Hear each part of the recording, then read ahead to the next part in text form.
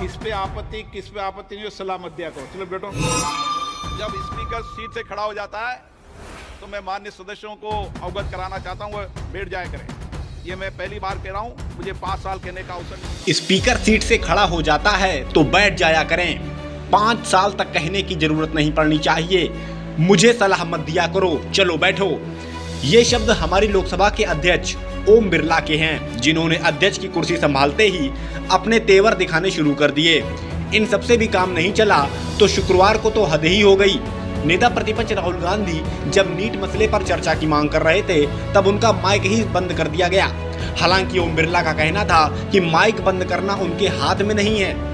दरअसल बुधवार को ध्वनिमत के आधार पर कोटा से सांसद ओम बिरला एक बार फिर लोकसभा के अध्यक्ष यानी स्पीकर बन गए, लेकिन स्पीकर बनते ही बिरला अपने पुराने तेवर में आ गए। हालांकि जब बिरला साहब स्पीकर बने थे तभी विपक्षी सांसदों ने उनसे कई तरह की अपील की थी। राहुल गांधी से लेकर सुप्रिया सुले, अखिलेश यादव से लेकर हरसिमरत कौर तक कई सांसदों ने उनसे अपील की थी कि सांसदों को बोलने का पर्याप्त मौका दिया जाए, निलंबन ना किए जाएं। लेकिन शुरुआती दिनों में ही स्पीकर ने जो तेवर अख्तियार कर लिए हैं उसे देखकर लगता नहीं है कि वे अपनी पुरानी आदतों को छोड़ेंगे। दरअसल बुधवार को ओम बिरला एक बार फिर से लोकसभा स्पीकर बने। सभी सांसदों ने बिरला को स्पीकर बनने पर बधाई दी। सत्ता पक्ष के सांसदों ने उनकी तारीफों के कसीदे पढ़े तो वहीं विपक्षी सांसदों ने उनसे कई तरह की अपील की। लेकिन इसके बाद जब बिरला ने अपना भाषण पढ़ा तो वे अचानक 49 साल पहले देश में लगाई गई इमरजेंसी की आलोचना करने लगे। इस पर विपक्षी दलों ने आपत्ति जताई, लेकिन तब भी बिरला को जो पढ़ना था वो पढ़ते रहे। ये सदन 1975 में देश में आपातकाल इमरजेंसी लगाने के निर्णय की कड़े शब्दों में निंदा करता है। इसके साथ ही हम उन सभी लोगों की संकल्प शक्ति की सराहना करते हैं जिन्होंने इमरजेंसी का पुनर्जोर विरोध किया, अभूतपूर्व संघर्ष किया और भारत के लोकतंत्र की रक्षा का दायित्व निभाया। भारत के इतिहास में 25 जून 1975 के उस दिन को हम हमेशा काले अध्याय के रूप में जाना जाएगा।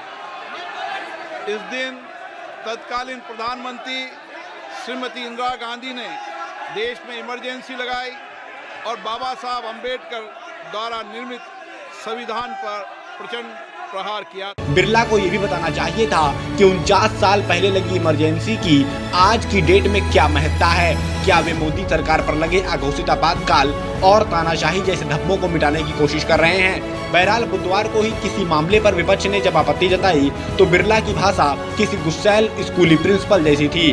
उन्होंने धमकाने वाले लहजे में कहा कि जब स्पीकर खड़ा हो जाए तो बैठ जाया करें, 5 साल तक बताना ना पड़े। बैठिए। जब स्पीकर सीट से खड़ा हो जाता है तो मैं माननीय सदस्यों को अवगत कराना चाहता हूं, वह बैठ जाया करें।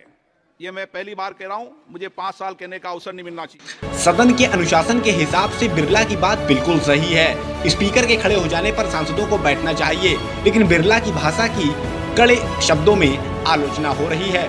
इसके बाद गुरुवार को जब कांग्रेस सांसद शशि थरूर ने शपथ ली तो उन्होंने आखिर में जय संविधान क्या कह दिया, स्पीकर को उसमें भी आपत्ति दिखी।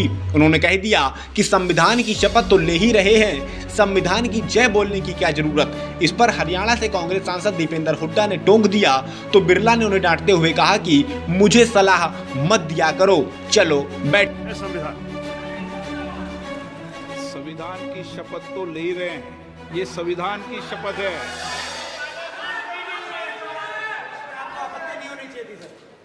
किस पे आपत्ति नहीं, सलाह मत दिया करो। चलो बैठो। चलिए। वहीं शुक्रवार को जब कार्रवाई शुरू हुई तब विपक्ष ने स्पीकर के आते ही संविधान की जय के नारे लगाना शुरू कर दिए।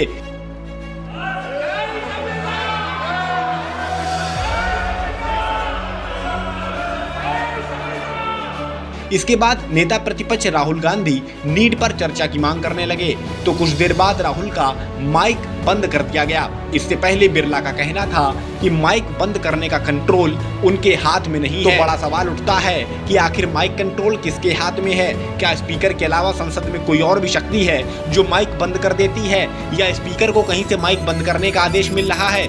संसद में इन स्पीकर महोदय के पहले कभी किसी सांसद का माइक बंद नहीं हुआ। तो बड़ा सवाल है कि आखिर विपक्ष की आवाज को क्यों दबाया जा रहा है? माइक मैं बंद नहीं करता हूं, पूर्व में भी आपको व्यवस्था दी थी, यहाँ कोई बटन नहीं होता। हिंदुस्तान के जो स्टूडेंट्स हैं उनको हम जॉइंट मैसेज देना चाहते थे। हाँ दें आप। सुनिए जॉइंट मैसेज देना चाहते थे ऑपोजिशन और सरकार के साइड से कि इस मुद्दे को हम जरूरी मानते हैं, और इसीलिए हमने सोचा था कि आज स्टूडेंट्स की रिस्पेक्ट करने के लिए हम नीट पर डिस्कशन करें। ठीक है, आप डेडिकेटेड डिस्कशन। अब बात यह है कि दो फोर्सेस हैं, एक तरफ नहीं माने प्लीज। ओके, सभा पटल पर रखे जाने वाले पत्र आइटम नंबर 3।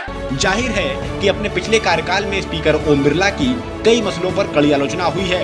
150 सांसदों का निलंबन करके मनमाने ढंग से बिल पास कराने हो या विपक्षी सांसदों की आवाज म्यूट करने के मामले हों, उनकी हर तरह से कड़ी आलोचना हुई थी। लेकिन अब स्पीकर को इस बात का भी ध्यान देना चाहिए कि जिस पार्टी से वे आते हैं वह पार्टी अल्पमत में है।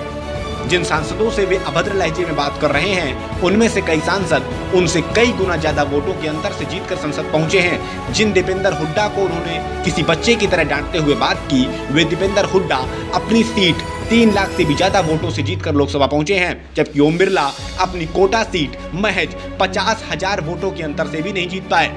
इन सब बातों के अलावा स्पीकर का पद एक संवैधानिक पद होता है और लोकतांत्रिक मूल्यों के हिसाब से स्पीकर को हर सांसद का सम्मान करना चाहिए और उन्हें बराबर बोलने का मौका देना चाहिए।